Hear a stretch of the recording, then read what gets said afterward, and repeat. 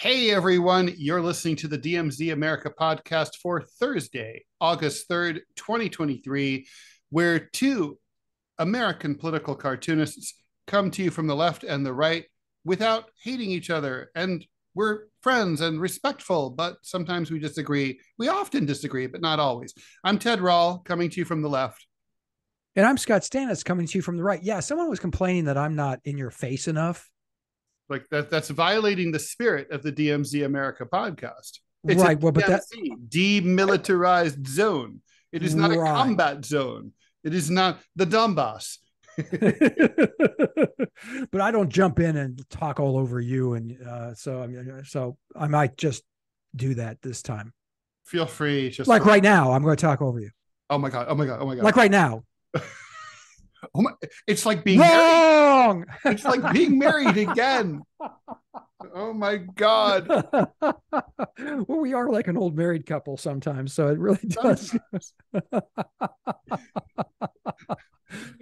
Except we have more sex. No, I'm just kidding. Yeah, that was between us. That's not actually true. But anyway, obviously the big story this week is the third round of criminal counts faced by President Trump, bringing his total to 78 total criminal felony counts that he faces over the classified documents and the falsified business records in New York by DA Alvin Bragg. And rumor has it that the Fulton County, Georgia, which is Atlanta, prosecutor is about to weigh in with her round of indictments. And she said, number 4. And she said something interesting today. I'm not sure if you saw this. Is we will make him have a mugshot. Oh yeah, which I'm just going. Oh, that came out yesterday. Apparently the president will be fingerprinted today when he appears voluntarily at federal district court in Washington, D.C. I'm thinking because this was an optional appearance, he could have done this remotely by Zoom. I'm thinking he probably plans to say or do something in this appearance. Otherwise, why would he show up in person? But I could be wrong. It could just be pro forma. And he has shown up in person to the other indictments, to be fair. So, I mean, he shows up. He does show up. By most accounts, the Georgia counts will actually probably be the only trial that could actually take place before Election Day, just because the other ones are going to be hard to put together in time. The Manhattan DA case is happening in New York City, where I am currently awaiting an initial trial date for a case that I filed in 1999. So if I'm Donald Trump, I'm not really shaking in my boots over that. I'm thinking like, I'm not going to have to deal with this, while I'm, alive. Then there's going to be the classified documents case, where that's probably going to be delayed because all the lawyers involved, and for that matter, the jurors, are going to have to be screened and pass a security check because they're going to be examining classified documents as part of that case. That's going to take a lot of time, and plus the Trump's legal team are going to delay that as long as possible. But we really should just focus today on what happened with this latest round, which it's interesting because, Scott, I think that this is both the crux of the matter, as the New York Times said, which is to say January 6th and Trump's role, which we talked about here on the podcast when the podcast was much younger than it is today, when we were still this was maybe one of our 10th or 12th podcast right after the election, before January 6th, and you and I were worrying aloud that Trump might try something exactly like he did.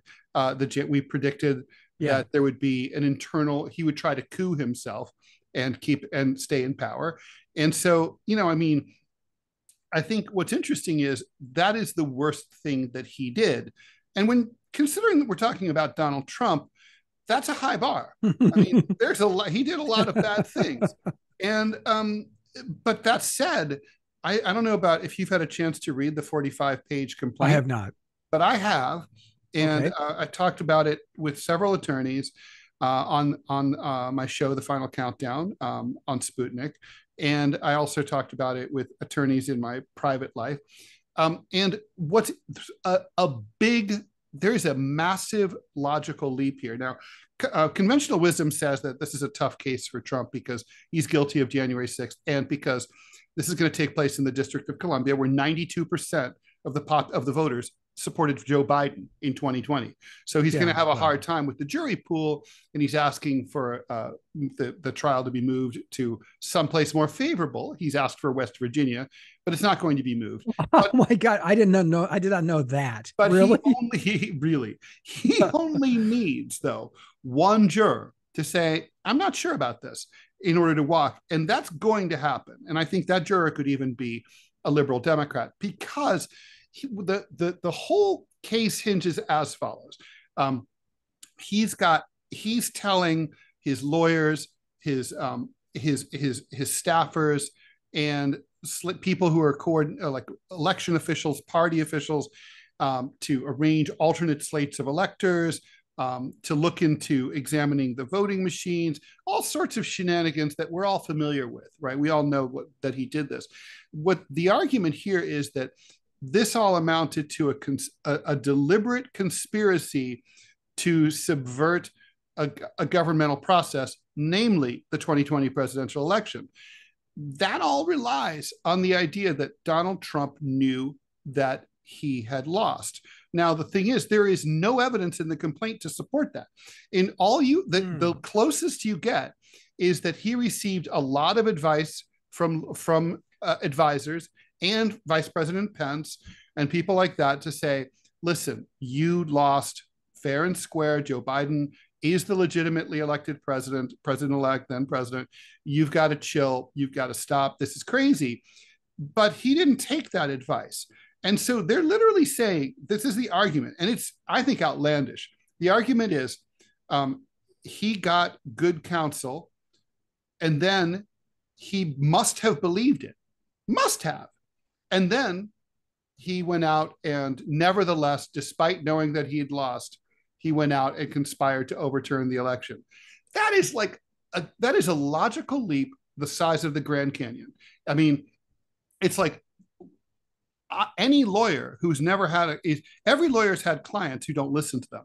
Moreover, he had clients. I mean, he had lawyers who, like Giuliani, who were telling him the opposite, that you won. So he had two groups of advisors. You know, he had the angels on one shoulder, the devils on the other, and he listened to the devils. That's his defense, really. It's not a First Amendment case, as people on the right are saying. It's not a First Amendment case at all. No, it's not. Because that's not at issue in the complaint. What it is a conspiracy. And for that, in his mind, he has to have known that it was bullshit. The thing is, I don't really think he did think it was bullshit. I think he thinks he legitimately won the re-election in 2020. And anyway, I could be wrong, but if I'm wrong, there is no evidence. No one can say, like, oh, well, Donald admitted to me that he knew he'd lost, but he didn't give a shit. He was going to stay in power. That smoking gun isn't there. You have to have that to convict for conspiracy. So he's going to walk on these. This is a political indictment. If you read the complaint, it is written at like a third grade level. It's astonishing. You know, as you know, I like to read legal briefs. I've read a lot of them. And the language is so simplistic. It's not written for the jury or for the lawyers or for the judge. It's written for the public. It's written for the media. That's what it's for. And so I think this is kind of a ridiculous set of I think they really, like, it's a swing and a miss. And I think Trump's going to walk. I'm not so sure. I think, first off, clearly he was trying to incite this uprising. Clearly his language is inflammatory. Clearly he was directing his minions to attack the Capitol. Clearly all of that transpired. What you say and what he's saying, which is really interesting, Ted, if you ever look at corruption cases in the United States, many of them, for instance, here in Alabama, a former governor was tried and convicted. Don Siegelman, Richard Scrushy, who at the time was the CEO of South Med, or I forgot, all of a sudden I'm having a mental mind for it. Anyway, he exchanged that if Richard Scrushy gave money to his reelection or to this fund, that he would get appointed to a board that would benefit Richard Scrushy. They were tried and they said, this is just politics as usual. The same thing held true for Rod Blagojevich in Illinois, now former governor, since acquitted by Donald Trump, who was trying to effectively sell the Senate seat that was being vacated by President-elect Obama at the time. Is that just politics? Is that just how things work? Or is this, and that's another tact that the Trump people are trying to say, is that he has a right to say anything he wants. He can say that he thinks the thing was stolen, that people should be outraged, that you should march on the Capitol, that you should, he had no idea that they would get violent, wink, wink. Or that they would go inside. Well, but he said, go to the Capitol. What does that mean? I mean, you can make a strong case that he instigated this riot. I think it's like a wink, wink, nudge, nudge. Look, it's like, did Hitler or sign off on the Holocaust? Absolutely. But there's literally never been a single memo or order that was ever put in writing tying him to it. He must have spoken privately to people about it, had to have. But this is like that. I mean, Trump has plausible deniability. There is no one who's willing to testify that he told them that he ordered anything to be done. You and I both know it's like OJ. He's morally guilty, but that's a far cry from being able to convict someone in criminal court beyond a reasonable doubt and send them to prison for 50 years, which is what we're talking about here. I mean, it would be outlandish if he were found guilty in court, even though he is guilty. I'm not so sure. I think, like you, it's not cut and dry. This isn't one of those, he was standing over the body with the bloody knife. We don't have that. And you're right about the smoking gun. That at the moment doesn't exist. What case actually has piqued my interest again? Because at first I thought it was bullshit, and that's the secret document case. Oh yeah. There in Mar-a-Lago. Now it's come out. They've got him dead to rights on that. Well, now that they have him saying destroy the videos of people moving those documents around, they got him. They got him. That's it. That's the smoking gun on that one. Now, the case in Manhattan about you and I have both agreed on that's a bullshit. That's a ticky-tacky bullshit case about paying off. I mean, I don't know that there are any laws in this country that say you can't pay off a porn star. I mean, who amongst us? Oh, wait. Who among us?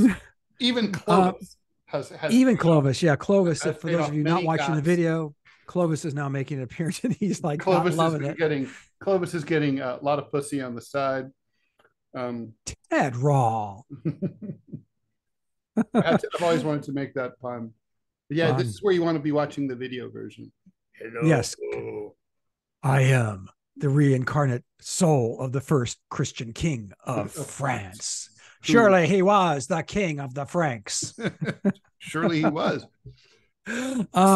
So where does this leave us? It's going to be a long, drawn out process. None of these are going to be, the chances are slim that any of these are going to be tried during the campaign. I mean, how weird. Well, except for the Georgia counts. Right. But here's the thing with that, Ted, this is one of those things that I think that's a strong case. But when the DA says, we're going to make him walk, we're going to make him do the perp walk, we're going to effectively saying, we're going to embarrass him. Yep. It's like, okay, fuck you. You've just lost all credibility on this one. Why do you need a mugshot? He was the president of the United States. He's one of the most famous people who's ever lived. I mean, Ted, especially given the World Wide Web and the ability to see what he looks like. We know what could you imagine Donald Trump in disguise? I can't even think what that would look like. It would be hilarious if he dressed in drag. Well, it would just kind of like, this isn't like the French Revolution when King Louis XVI at one point fled and tried to make it to across the German border and flee and escape. and he got all the way to the border. And while he was waiting in the back of his horse and carriage, famously, a French border guard who was loyal to the revolution noticed the similarity of the guy in the coach to the image of the king on a coin in his pocket. Oh my God. And he was like, J'accuse. And so that's where he was, that's how he was arrested. Ted, and forced to return to Paris. I'm not making this up. I don't know if it was Drudge or if it was the Daily Mail. Democrats are saying, well, now he's a flight risk. I'm like, he owns his own plane. Yes. Well, he could have left anytime he wanted. And he does. He's going to get. Here's the thing. He's going to get on Trump Force One or whatever the fuck it's called and fly to his buddy in Saudi Arabia and never come back. Yeah, I don't suspect as he's deplaning, they're going to say, "Do you have the proper documents?" That's not going to be a thing. Or how do we know who you are? Yes, I get the and they said that the DA in Manhattan said that they're going to. I mean, in Fulton County, Georgia, said that they're going to fingerprint him. I don't know that they said that they're going to. They said they're going to mugshot him too. Are you serious? I mean, Jesus Christ! No, he's going to be fingerprinted today in DC. Okay, that didn't happen previously.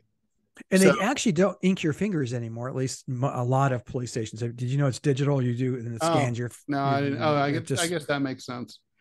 But yeah, okay. I mean, the fingerprinting, I get that, but the I wonder if they're going. Does he go into a holding cell? And I mean, again, you and I have talked about this before, and it still makes me giggle. And I got to throw it out there: could you imagine Secret Service? You sign up for this because you're a badass. You're going to take a bullet for the president, and now it's like you're going to in the line of fire. Exactly. You think you're going to be at his, his mansion, or you're going to be taking care of as he's making his speech. You're going to be in prison. You're going to be in some fucking Club Fed, and you have to stay in prison. It's like, I have to admit, I really want the next president of the United States to be working out of jail. I think that would be awesome. And just for that reason alone, I urge everyone to vote for Trump. Although, honestly, maybe they should vote for Biden because he might be in prison by then. I'm telling you, do you know how I know it's making my head itch how many Democrats now are saying this is the greatest president we've ever had. I mentioned it on your show the other. I quoted the greatest president, Carl Reiner, not Carl, not what's his name, Reiner, Rob Reiner. Rob Reiner said the greatest presidency in 60 years. What? Yeah, well, seriously, it's absurd. But like Trump is definitely look. I think I'm just going to put my prediction here.